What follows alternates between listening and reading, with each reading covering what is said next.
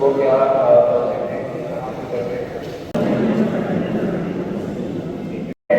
और टेक्स्ट करवाएंगे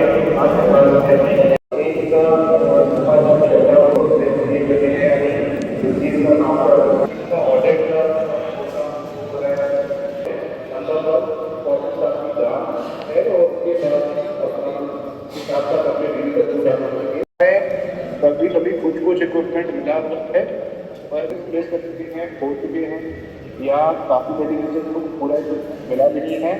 या मैं ये बता दूँ कि अगर आपके पास इक्विपमेंट है और अगर आप उसे नहीं यूज़ कर रहे तो वो आपकी अपनी बेवकूफ़ी है और ये बेवकूफ़ी आपकी जान है। मुझे काफ़ी देर ये बहुत दिलचस्प बात है कि अगर आप 2 मिनट के आराम के लिए रबर ग्लव आते हैं, आप सबसे बड़ा फायदा है आपकी बड़ी हो गई है बच्चों के साथ पूरा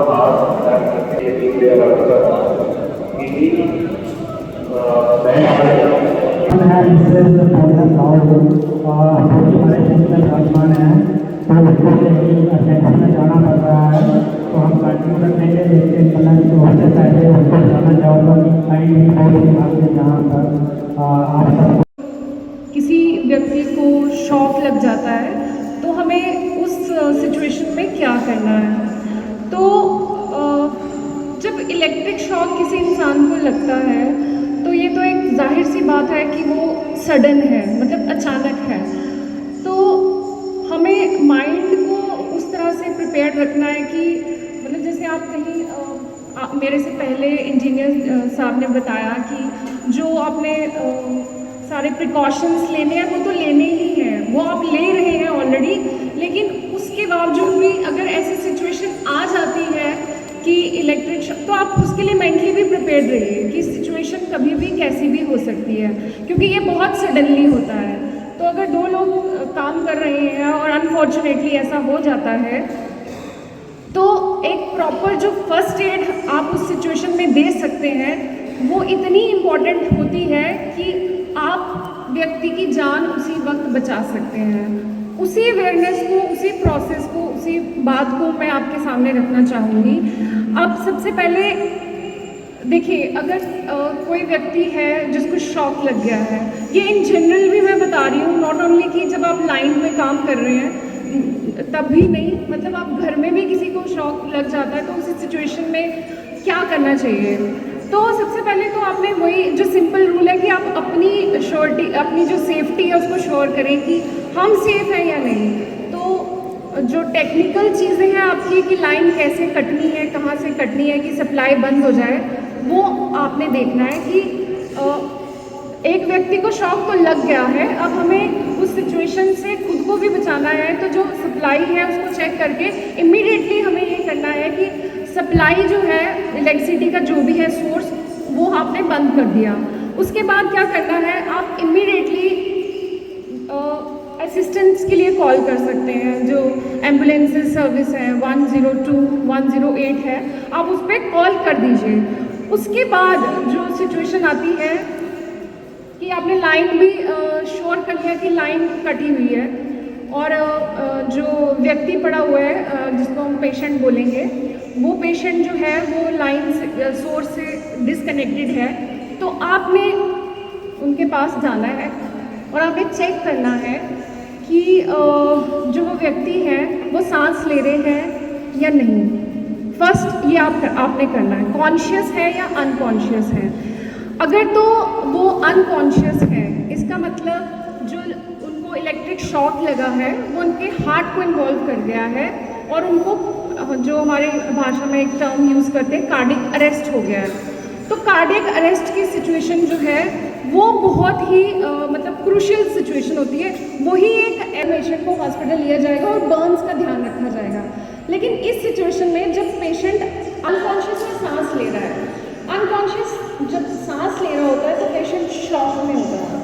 शॉक सिचुएशन जो होती है मेरा नाम मदन लाल है और मैं एग्जीक्यूटिव इंजीनियर हूँ। हमारा एक डिपार्टमेंट रहता है सब ट्रांसमिशन डिवीज़न, जिसे लोग ना पावर हाउस भी बोलते हैं। मैं उनका इंचार्ज रहता हूँ डिस्ट्रिक्ट कठुआ के अंदर। तो जो आज का जो प्रोग्राम था, जो हमारे वर्दी जो मैनेजिंग डायरेक्टर हैं जासिन चौधरी जी, उन्होंने इस मुहिम को काफ़ी मतलब तेज़ी से चलाया है।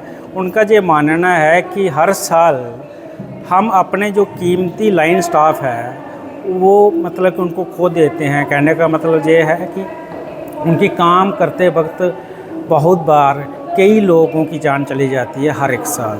वो कहते हैं कि ये एक्सेप्टेबल नहीं है मुझे, तो एक मतलब कि हमें एक प्रॉपर सेफ्टी जो प्रिकॉशंस हैं वो लेने होंगे, हमें प्रॉपर टूल्स का इस्तेमाल करना होगा, कैसे कैसे काम करना है बिजली के नेटवर्क के अंदर, ताकि जो हादसे हैं वो ना हो, ना ही किसी पब्लिक की कोई जान माल का नुकसान हो, ना ही उनका अपना कोई जान माल का नुकसान हो।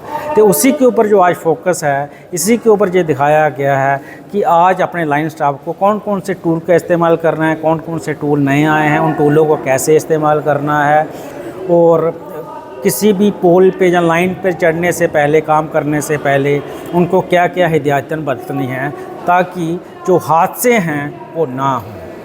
बस इतना ही मैं इतना चाहूँगा इसमें। तो कितना ज़रूरी था ये कार्यक्रम अवेयरनेस? ये बहुत ज़रूरी था। आपने भी देखा होगा कठुआ के अंदर भी बहुत कीमती जानें गई हैं। कई बार देखा है कि बड़े ऐसे टेरिबल दर्दनाक हादसे हुए हैं कि हमें खुद भी नहीं देखा जाता था जब आदमी की जाने जाती है। तो इसलिए ये बहुत ज़रूरी चीज़ है।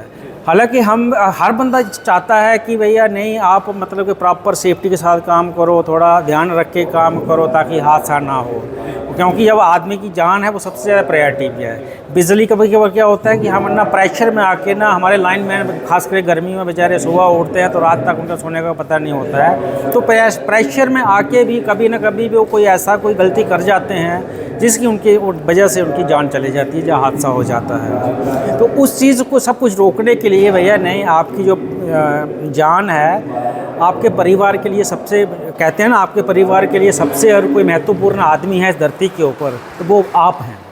तो बस इसी चीज़ के कि आपका परिवार आपके जानने के बाद किसी मुसीबत में ना आए, दिक्कत में ना आए, आप काइंडली अपनी सुरक्षा का पूरा ध्यान रखें, कोई भी ऐसी गलत काम ना करें। प्रॉपर जिसे कहते हैं स्टैंडर्ड ऑपरेटिंग प्रोसीजर, कि हमें कैसे कैसे काम करना है। किसी लाइन पे चढ़ने से पहले उसको लाइन को काटना है, लाइन को प्रॉपर ग्राउंड करना है, ताकि इन केस को एक्सीडेंटली भी कोई बिजली आ भी जाती है तो अगर लाइन हमारी प्रॉपर ग्राउंड होगी या अर्थ होगी तो उससे हमें कि जो हादसा है वो भी बचने से, मतलब कि हादसे से बचा जा सकता है। कितने लाइनमैन हैं लगभग यहाँ पर आए? अभी ऐसा है कि जो हमारा जो प्रोग्राम है ये पूरे इंटायर डिस्ट्रिक्ट को कवर करने के लिए 4 सेशंस होंगे।